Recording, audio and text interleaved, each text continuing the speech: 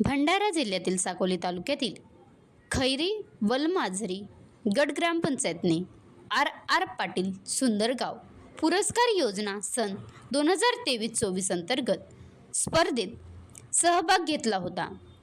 यासोबतच जिल्ह्यातील खरबी, हरदोली, झंजाड, आलेसूर, केसलवाडा, पवार, नांदेड, गोसे, बुद्रुक, खैरी, वलमाझरी इत्यादी ग्रामपंचायतांनी सहभाग घेतला होता। यामध्ये मुख्य कार्यकारी अधिकारी मिलिंद कुमार साळवे, उपमुख्य कार्य अधिकारी उमेश नंदागौडी, पंचायत विस्तार अधिकारी ताराचंद बोरकर, कार्यकारी अभियंता विजय देशमुख, विनोद चुन्ने, कृषी विकास अधिकारी VU सोनवणे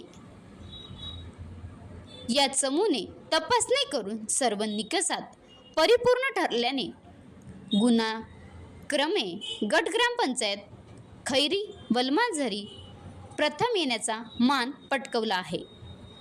या यशामागे सरपंच पुरुषोत्तम रुखमोडे, उपसरपंच सत्यपाल मरसकोल्हे, ग्रामपंचायत अधिकारी नरेश शिवणकर, सर्व सदस्यगण, सर्व कर्मचारी वृंद, तंटामुक्त समिती, बचत गट अशा वर्कर, शाळा, अंगणवाडी कर्मचारी, खैरी, वलमाझरी, आमगाव, खुर्द, पिठेझरी इत्यादी गावातील समस्त नागरिकांनी यांना श्रेय देण्यात आले आहे। महाराष्ट्र लाईव्ह न्यूज, मदन कमाने, राज्य प्रतिनिधी, भंडारा। आपले गावले आर पाटील सुंदर गाव याद्वारे जिल्ह्यात प्रथम स्थान मिळालं, या संबंधाने आपण काय सांगणार?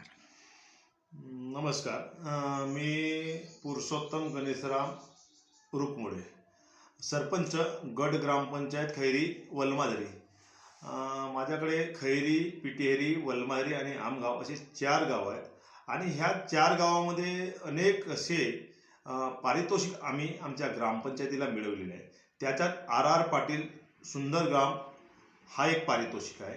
त्याचबरोबर नुकताच 2020-21 आणि 21-22च्या संयुक्तपणे जो संत गाडगेबाबा ग्राम स्वच्छता अभियान आहे, राज्याचा पुरस्कार, तिथे सुद्धा आम्ही तृतीय क्रमांक राज्यात मिळवलेला आहे। त्याचबरोबर ह्या 23-24ला सुद्धा संत गाडगेबाबा ग्राम स्वच्छता अभियानात आम्ही विभागात सुद्धा प्रथम आहोत। अशा प्रकारचे अनेक पुरस्कार आम्ही मिळवला आणि हे पुरस्कार मिळवण्यासाठी आम्हाला ते सहकार्य लागले ते गावातील लोकांचे। मी ज्यावेळी सरपंच पदावर विराजमान झालो त्यावेळी मी गावातील भौगोलिक परिस्थिती आणि इतर परिस्थितीचा अवलोकन करून गावाचा सर्वांगीण विकास कोण्या दृष्टिकोनातून होईल, गाव स्वच्छ सुंदर कशा पद्धतीने राहील, ह्या दृष्टिकोनातून प्रयत्न चालू केला। त्याकरिता आम्ही पहिल्यांदा फोकस केला स्वच्छतेवर। स्वच्छतेकरिता आम्ही प्रत्येक कुटुंबाला 3 अशा कचरा कुंड्या दिल्या, त्या ओला, सुका आणि घातक। आणि तो कचरा गोळा करण्याकरिता एक स्वच्छता मजूर नेमला। तो मजूर त्या प्रत्येक कुटुंबाच्या घरी जाऊन तेथील कचरा गोळा करतो आणि आमच्याकडे एक कचरा वर्गीकरण केंद्र तयार केला। त्या ठिकाणी तो कचरा गोळा करतो आणि त्या कचऱ्यातून जो ओला कचरा होतो त्याचा गांडूळ खत आणि कंपोस्ट खत तयार केला जातो आणि ग्रामपंचायतीने खूप सारे असे झाडे लावले, त्या झाडांना तो खत दिला जातो।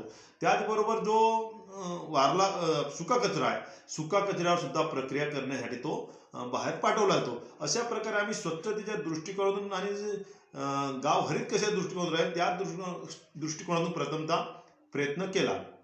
आपल्या ग्रामपंचायतद्वारे विविध अशा प्रकारच्या सुविधा आमची ग्रामपंचायत देतो, ज्यावरती लोक संपूर्ण प्रकारचे ग्रामपंचायतचे कर भरतात। 2020-21 पासून आजपर्यंत आमची ग्रामपंचायत 100% करमुक्त अशी ग्रामपंचायत आहे।